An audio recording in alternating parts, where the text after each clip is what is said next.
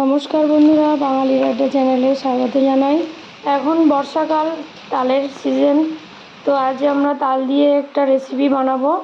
এটা সকলেই জানে, তবুও আজকে বানাবো এটা আমার শাশুড়ি মায়ের রেসিপি, সে নিজেই করবে, তবুও আমি একবার আপনাদেরকে দেখালাম। আগেকার দিনের মানুষদের রেসিপি সম্পূর্ণ আলাদা হয়।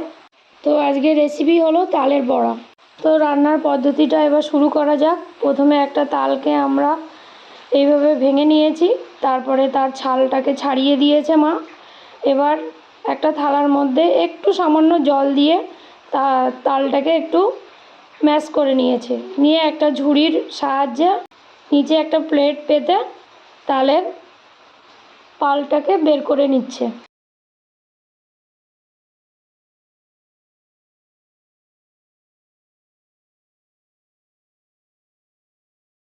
এবারে আপনাদেরকে একটু দেখাচ্ছি কেমনভাবে তালের পাল্পটা বেরোচ্ছে। তো দেখুন, এইভাবে বেরোবে। এবার আস্তে আস্তে সবগুলো তাল থেকে বের করে নেওয়া আছে। প্রথমে আমি একটা হাঁড়িতে রেখেছি, তারপরে একটা পাত্রে পালটাকে আমি গরম করে নেব। এবার রান্নার প্রধান উপকরণে আসি।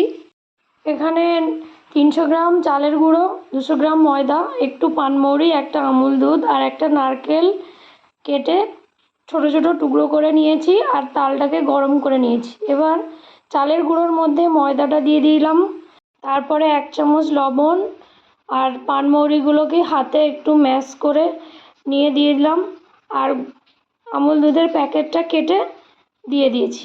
বড়াগুলো মুচমুচে হওয়ার জন্য এখানে 1/4 চামচ খাওয়ার সোডা ব্যবহার করা হয়েছে। এটা সম্পূর্ণ অপশনাল, আপনারা দিতেও পারেন আবার নাও দিতে পারেন। তারপর পরিমাণ মতো চিনি দেওয়া হয়েছে। এবার সব কিছু উপকরণকে ভালো করে মিশিয়ে নিচ্ছে মা। তালের পালটাকে অবশ্যই আপনারা গরম করে ব্যবহার করবেন, তাহলে দেখবেন বড়াগুলো যেমন সুন্দর হয় এবং খেতেও খুব টেস্টি হয়। মা এখানে কিন্তু জল ব্যবহার করেনি, পুরোটাই তালের পাল্প দিয়েই ব্যবহার করেছে।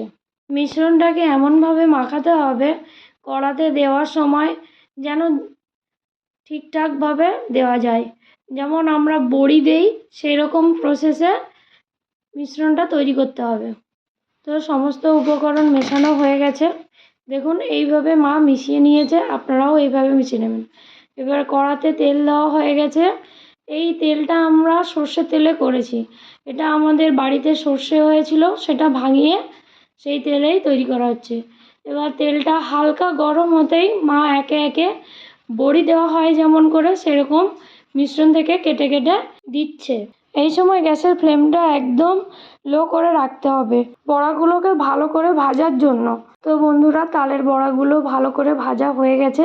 আমি একটা ছান্তার সাহায্যে তেল থেকে বড়াগুলোকে ভেজে তুলে নিচ্ছি। এরপর আবারও এরকম একে একে সব বড়াগুলোকে তেলের মধ্যে দিয়ে ভালো করে ভেজে নেব। তো বন্ধুরা, তালের বড়াগুলো ভাজা কমপ্লিট হয়ে গেছে। দেখুন, একটা আমি ভেঙে দেখাচ্ছি কতটা সুন্দর হয়েছে, ভিতরটাও কত সুন্দরভাবে ভাজা হয়ে গেছে।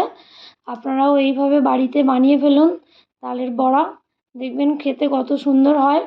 আমি এখানে নারকেলকে কুচিয়ে দিয়েছি, কারণ বড়াগুলো খাওয়ার সময় নারকেল কুচি মুখে পড়লে খুবই ভালো লাগে।